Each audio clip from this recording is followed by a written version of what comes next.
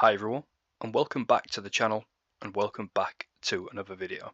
Today's video is going to be all about Bitcoin dominance and discussing a couple of different scenarios in which case we can see the Bitcoin dominance play out over the next 6 to 12 months. I know a lot of people are looking for that alt season right here, right now. A lot of people need it because they're over invested and got in at the wrong time, but at the same time we have to understand that the capital in the market at the minute, the amount of money that's in the market, just take a look at the total market cap of cryptocurrency. It's at the highest it ever has been, so the moves take longer for capital rotation to take place. So we could see a couple of different scenarios play out. Right now we're seeing the total free market cap in relation to the Bitcoin dominance. So a little discussion that I wanted to make here was about the Bitcoin dominance and the clues that we got from back in 2020 and how they relate to the current situation and how we potentially see the market transpire over the remaining year. So let's take a look back at 2020. It was that initial rejection wick that we saw back in May 2020 here that actually gave the clue as to where the full Bitcoin dominance was going to bottom, and I'll show you exactly how that transpired. So just taking the upper bound wick of that rejection all the way down to the bottom, it was in fact the key negative Fibonacci here that came in and gave us the Bitcoin dominance bottom.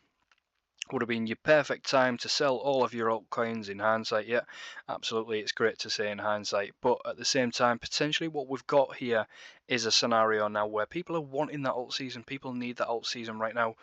And what if we just don't get it yet? What if the market has to move a little bit more money about? What if Bitcoin has another leg of the cycle that has to take a little bit more dominance? Not necessarily meaning that the Bitcoins, that the altcoins have to fall in USD value, but potentially they fall a little bit against Bitcoin and Bitcoin takes the lead again for the final phase, and then the alt season can happen. So right now, as we are at the all-time highs on total free, we're retesting the all-time highs on the total market cap. It would be a great situation and a great scenario for people to think that the alt season's not going to happen. And I will say I do believe the alt season is going to happen, but I don't believe that the Bitcoin dominance is going to set a brand new all-time low.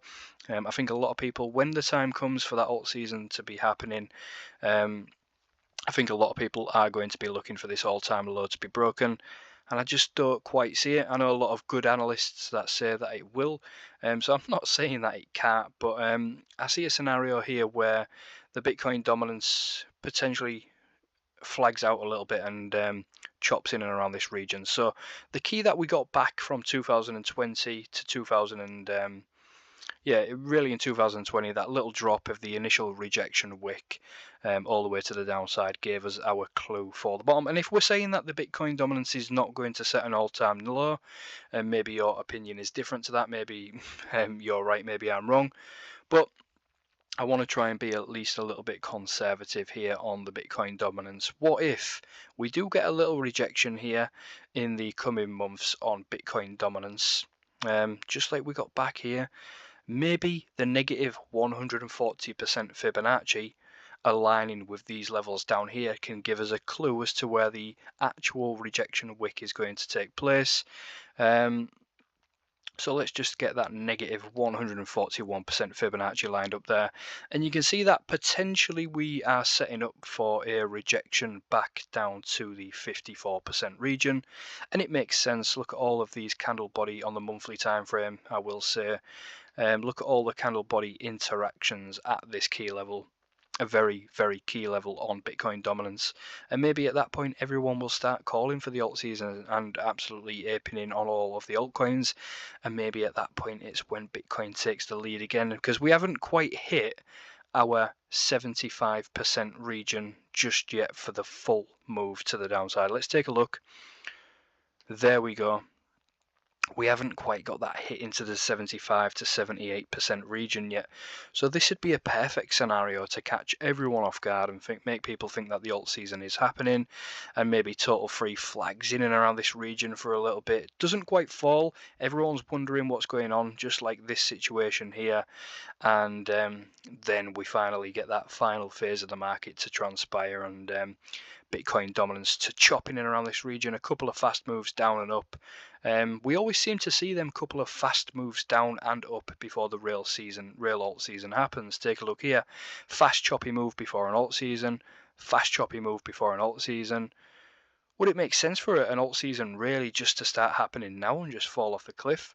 Or would it make sense for a fast choppy move to happen and then the real alt season begin, with everyone at that point potentially looking for the new lows? And maybe at this point, maybe you start getting called an absolute idiot in the market for taking a little bit of profit. Maybe everyone's attention focuses towards these negative levels down here. And, you know, they could be right. They absolutely could be right. Maybe we do fall to that 20-30% region. And what a great alt season that would be. But at the same time, guys, we have to remain conservative and thinking outside of the box, especially when it comes to Bitcoin dominance, and especially when you've got a chart that everyone just expects an alt season right now. Wouldn't it be great if we got a move like that? Absolutely. But thinking outside the box and thinking about how Bitcoin dominance has behaved in the past, and the fact that right now in the total market cap, we've got the most money in the cryptocurrency market that we've ever actually had. So it takes a lot longer for this money to move about the market now than it did back in 2017 or even 2020. So that all-time high break of 2020 to 2021, take a look at the percentage gain that we're already at from that level.